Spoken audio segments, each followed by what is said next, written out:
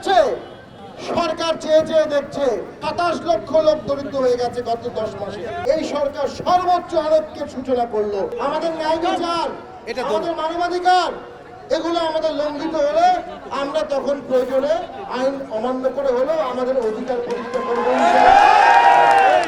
দুঃখ ভারাক্রান্ত হৃদয়ে দেখেছি আগের সরকারের সময় আমাদের পার্টির চেয়ারম্যান দেশের জন্য কথা বলতেন, ওনাকে একটা ইনজাংশন দিয়ে মুখ বন্ধ করে রাখা হয়েছিল অনেক দিন।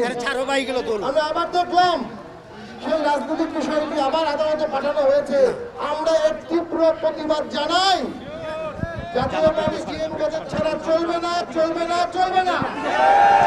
আর আজকে দেশ ক্রান্তিলগ্নে আছে, দেশ ডুবে যাচ্ছে। সরকার চেয়ে চেয়ে দেখছে। আমরা চেয়েছিলাম এই সরকার শান্তি আনবে, সরকার অশান্তি নিয়ে আসলো। আমরা চেয়েছিলাম এই সরকার আইনের শাসন করবে, সরকার করলো মবের শাসন। আমরা ভেবেছিলাম মানুষের চাকরি পাবে, বাড়ছে বেকারের সংখ্যা। আমরা ভেবেছিলাম এদেশে দারিদ্রতা কমবে, দারিদ্র 27 লক্ষ লোক দরিদ্র হয়ে গেছে গত 10 মাসে। আমরা ভেবেছিলাম এই সরকার ঐক্য করবে। আমরা দুঃখ ভারাক্রান্ত মনে দেখলাম এই সরকার সর্বোচ্চ আরোগ্যের সূচনা করলো, দেশকে দুই ভাগ করলো, দেশে একটা গৃহযুদ্ধের পরিস্থিতি সৃষ্টি করেছে এই সরকার। আমরা তীব্র প্রতিবাদ জানাই জিএম কাদের নেতৃত্বে। আমাদের আজকের এই সংগ্রাম আমাদের জাতীয় পার্টির সংগ্রাম, দেশ বাঁচানোর সংগ্রাম। ভাইরা আমার, আমাদের সংগ্রাম এই জাতিকে বাঁচানোর সংগ্রাম, আমাদের সংগ্রাম গণতন্ত্রকে বাঁচানোর সংগ্রাম, আমাদের সংগ্রাম অন্তর্ভুক্তিমূলক রাজনীতি, অন্তর্ভুক্তিমূলক নির্বাচনের সংগ্রাম। আমাদের উপর অনেক অন্যায় হয়েছে। গতকালকে বগুড়াতে আমাদের পার্টি অফিসে হামলা হয়েছে গতকালকে। এর আগে বরিশালে আমাদের নেতাকর্মীদের আঘাত করা হয়েছে এবং মিথ্যা মামলা তাদেরকে আসামি করা হয়েছে।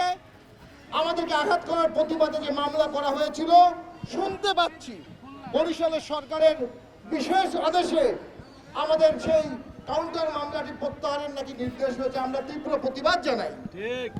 আমাদের চেয়ারম্যানের বাড়িতে আগুন দেওয়া হয়েছে, আমাদের এই পার্টি অফিস জ্বালিয়ে দেওয়া হয়েছিল। এগুলো এই নিদর্শনগুলো প্রমাণ করে দেশের সরকার নাই, দেশের নো গভর্নমেন্ট চলছে, নো গভর্নমেন্ট চলছে। রাষ্ট্রযন্ত্র চিত ধরে গেছে। আমরা এই চিত ধরা রাষ্ট্রকে মেরামত করতে চাই। ভাইরা আমার, এরশাদের বাংলাদেশ গড়ব ইনশাল্লাহ, জিএম কাদের বাংলাদেশ গড়ব ইনশাল্লাহ, জাতীয় পার্টির বাংলাদেশ গড়ব ইনশাল্লাহ।